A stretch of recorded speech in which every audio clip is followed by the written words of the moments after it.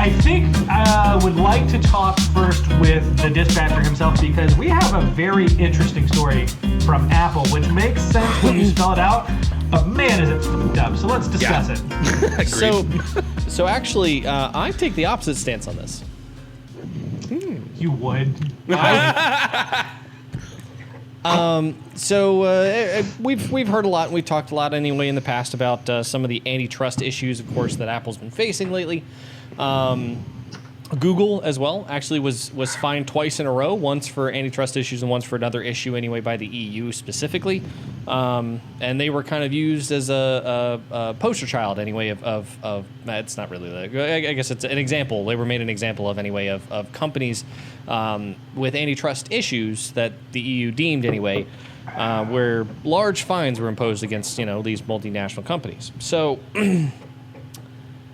ClassPass is a company that runs an app on iPhone, and I don't know if they run on Android or not. That they didn't specify. I'll do some digging.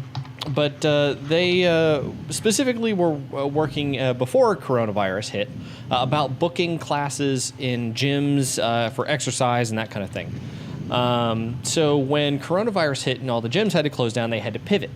And their pivoting was to go to an online platform to facilitate the gym membership, or like continuing your gym classes and at-home techniques and routines and whatnot, to help keep the gyms afloat, help keep themselves afloat, of course, and help keep people active, and that's their whole point. Well, once they sort of moved to an experience platform, is the title that Apple's using here. Apple came to them and said, "Hey, by the way, now that you've pivoted to this, you have a month to comply where your membership fees now have to give us a 30% cut." And of course, yes. Apple, of course, didn't describe this in the best way, but it's not there really isn't a better way to describe this of why they came to them and said that they had to give this up. But essentially, Apple has a clause in their terms and conditions of hosting an app on the App Store to use on the iPhone, where if it's an experience or if a subscription model is made, that Apple is to take 30% of the cut of that revenue. Now that's a hard bolt to bite, for a lot of companies. 30% is a good chunk. I do it every week on my paychecks. Yep. But on top of the tax that's already collected for that payment, you now have to give Apple over 30% of what would have been your revenue from that in the first place. Now, the way that Apple cited this, because obviously they've been approached by news outlets and whatnot, and their PR team specifically mitigated this by saying, look, this is the way we handle every application. This is not new. We understand that moving coronavirus, or moving with the coronavirus anyway to a non-IRL setup requires a lot of apps to have to pivot to this kind of platform. But this is a decade-old rule that they've had in their terms and conditions. We've never changed rules before. Yeah. But no, never once, or made exceptions. Yeah. No, not at all. Well, but specifically they were doing it because they said it would be unfair to the many apps that have already had to pay the 30% platform, 30% fee that every other app's had to pay the 30% fee. So now this is part of where Apple makes a good chunk of their money too, is of course in residual funds anyway of apps that are hosted on the Play Store. Now this 30% also gets cut out from paid apps, for example, that you purchase. They take 30% of the cut there, and that's considered their finder's fee, quote unquote, or their hosting fee, quote unquote, for keeping the app around on the App Store. Now, the antitrust portion of this is that you have to download this app from the App Store. There is no other option here. There's the whole reason why Fortnite, for example, and it was kind of a big move because they were such a high-profile app at that point, where Fortnite straight up said, we're just not going to offer an iPhone version, and the Google Play version, because we can offer it self-hosted, Google Play allows you to sideload apps and bypass the Play Store, and that's an Android feature. It's not like you have to hack the phone or anything. So they decided to go to that and build out their own store for updating the game and being able to play the game there. But I understand their point of we don't want you to take 30% of our profits here. But the problem is that's the Apple tax of using the Apple platform. If you don't I'm sure the peasants thought the same thing when the king took his tax too. So what my question is like when we're talking about fairness, like if we could find some way around the rules, then it would be fine. Like say for instance, that internet browser that blocks pop-ups and stuff, Brave, I think is what it's called, right? What if they created an app specifically for that and a marketplace that they could literally download through there to download an app onto Brave? They could bypass Apple, right? Yeah, but Apple's also got contingencies built in that you can't have app stores like that. Like that you can't have an app store or an app of app stores. Well, technically, Brave would block them from knowing that, right? No, I mean you have to. I mean that's the thing. If you want to have an app that can officially be installed from the App Store in the first place, it has to go through Apple's review process. And Apple actually looks at your source code. They understand what the app does. They test it. They thoroughly go through it. That's also the reason why the Apple developer license costs $100 a year. Yeah, I would just throw away my iPhone. I would say everybody just go buy an Android. See, but this is the reason why I don't agree with this. Like I don't agree with this idea that this is an antitrust issue. This is part of the Apple ecosystem. If you don't like it, go somewhere else. You know, like if you don't like the fact that if you don't like the fact that Microsoft Office is only available on Windows and Mac, don't get a Linux. You know, but don't people get a Linux have a machine. problem that PlayStation games are only on PlayStation, so that's bullshit. Well, but see that to me that's the same principle. Like you could technically say that PS5 exclusive games are then considered antitrust because I can't play them on PC and Xbox. You know, like I hate this argument of, oh no, I don't like this because this platform has a different setup. No, it's not that you couldn't play it. That's just they have their own. It's their company that made it, whereas Apple didn't make this app and is keeping it from Android. Not necessarily. They're not keeping it from Android. Nothing's keeping them from going to Android and being an Android exclusive. I mean, we have this game and we're selling it to them for $45 because they're going to tax us 30%, and over on Xbox it's going to only be $30. They could raise their prices theoretically. You're right. That would be a solution to do. You could also do what Netflix has done. So I just found an article. It's from PCMagazine.com, and it looks like starting in 2019, Netflix basically took the option away to pay via iTunes. So if you take that payment method away, you could still have a Netflix subscription. You could download the app, but because you're not paying through iTunes, they no longer pay the Apple tax. Yeah, basically you're not paying in-app. What you're doing is you're paying via the website now.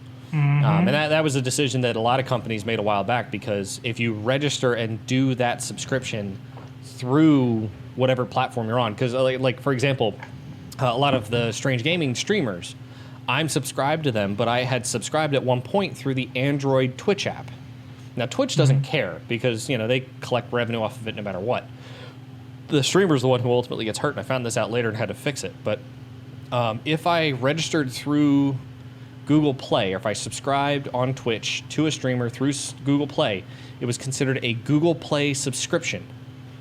So Google took their cut, Twitch takes their cut, and then whatever's left over from that goes to the streamer. Okay. Yeah. So what I had to do is cancel the subscription on Google Play, go to Twitch's website, and resubscribe. Yeah.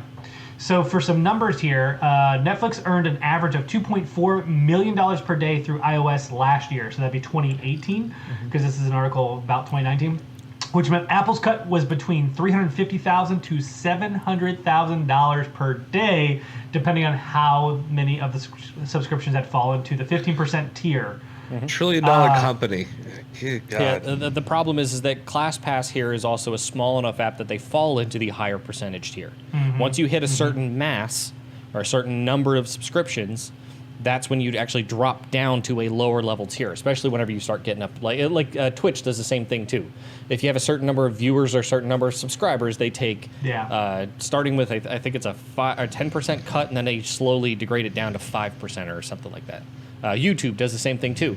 The CPM that you get is actually based on the number of views that you get. It actually goes up, ironically, for the higher number of views that you have, because it's almost guaranteed that you're going to continue to make money if you keep posting videos and making more money for them as an advertising platform if you keep making more videos with an anticipated higher CPM.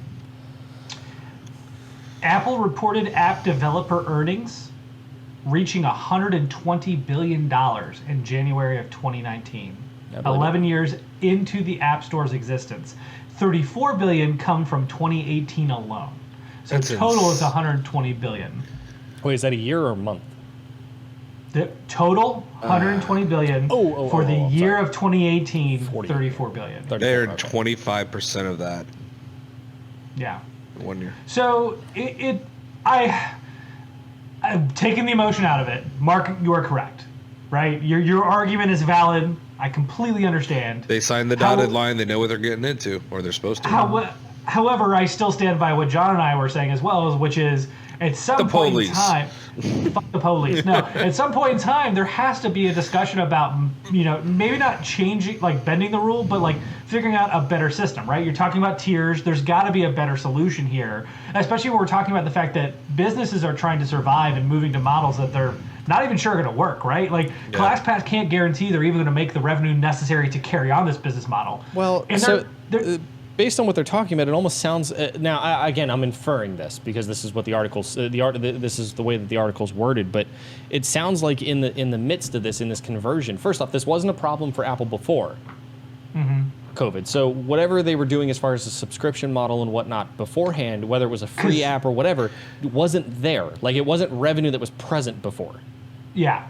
It sounds like this is new revenue of a different form that was coming into play here. Now, whether it was more or less the same, whatever, it doesn't specify that kind of thing.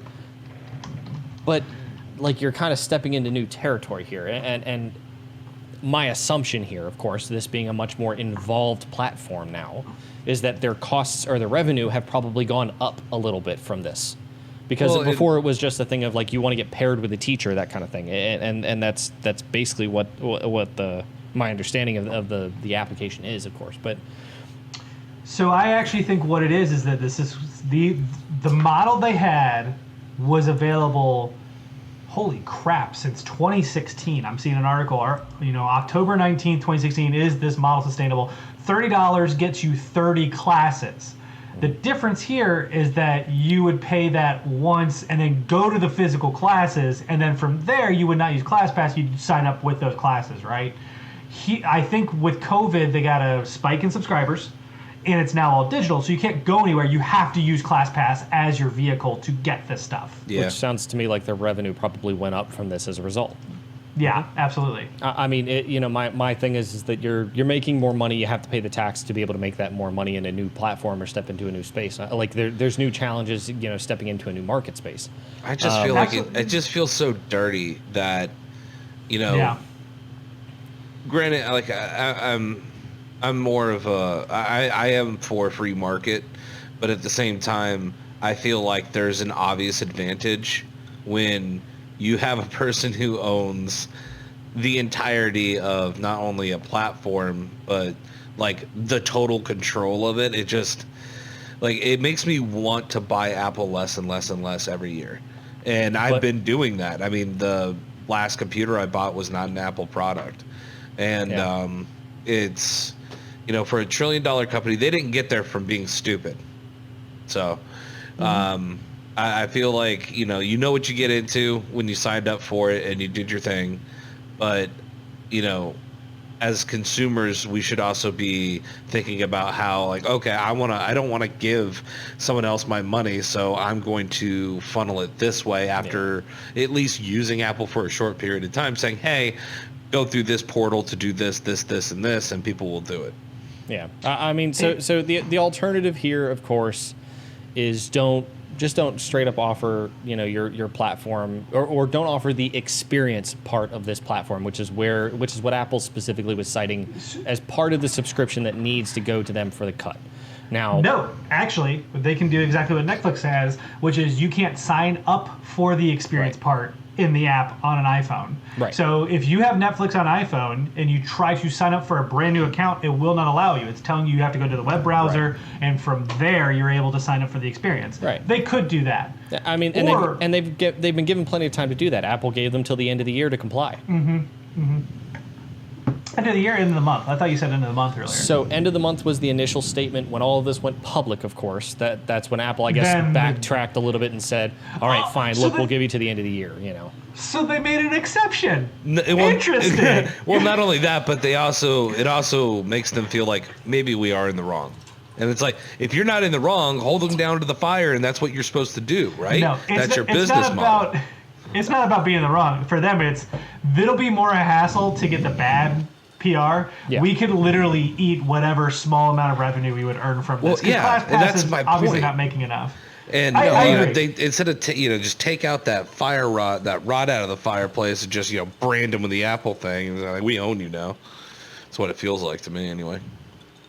But I don't know. My thing here, and I've already said it before, is yes, of course they made some exception here, of course, where the initial notice was end of the month. Now it's end of the year kind of thing. I still don't. Again, I don't believe Apple's in the wrong here. I believe that any kind of antitrust pushing that the EU or US might try to push on them for this is an easy defense of, look, this is the way that we do business. It's a closed ecosystem. If you don't like it, go to another platform. Android and Amazon have open platforms. Feel free, But if you want the availability of our customers, the high volume of customers that we have that actually spend money on applications and are willing to pay for things, you come here and you pay you have to deal with our taxes. Like that, there's definitely no legal ramification here. It's just a moral justification. Right. Where do you feel comfortable? It's strictly a PR thing of doing this right now. For example, is bringing out everybody's opinions about it. Mm-hmm. Yeah. And making, because Apple is a lifestyle brand, this will inevitably have, whatever, a tenth or 100% of people going, maybe I shouldn't support this quite as much. But, the majority of people aren't going to care, and there are a lot of people who even hear about it that, will be like, okay, fine, whatever, I get it. So, I mean, I honestly think the easiest solution for ClassPass is to follow the route of Pandora and all these others. Like Pandora, Deezer, YouTube Music, SoundCloud, Tidal, and Napster provide services for $9.99 a month. However, they charge $12.99 a month for purchases through iTunes and iOS. Okay. That's what I would do. It's the easiest solution. It keeps you on that platform, and you're guaranteed to get the money that you need. You may lose a percentage of subscribers. I won't say a handful, but arguably you get to retain the money after the Apple tax. But even then, you tell them you pay with Apple Pay, and this is the price. Yeah. You pay on the website through PayPal or something else. This is the price. Yeah, and if people keep advertising everything is more expensive on Apple, people are just going to stop by and be like, you did this to yourself. Don't care.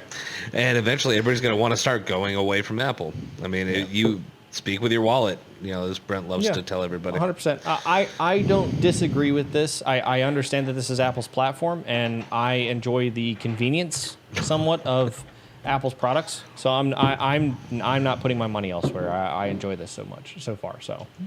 Nerd. Please let us know what you think about Apple's 30% tax. What do you think of this situation with ClassPass? Do you disagree? Do you morally fall into an area? Do you, from a legal standpoint, think that there's something that could be done? Let us know in the comments, floating directly where my mic would be. Right here is where the comment section is. Because my mic normally is right here. I'll accept that one.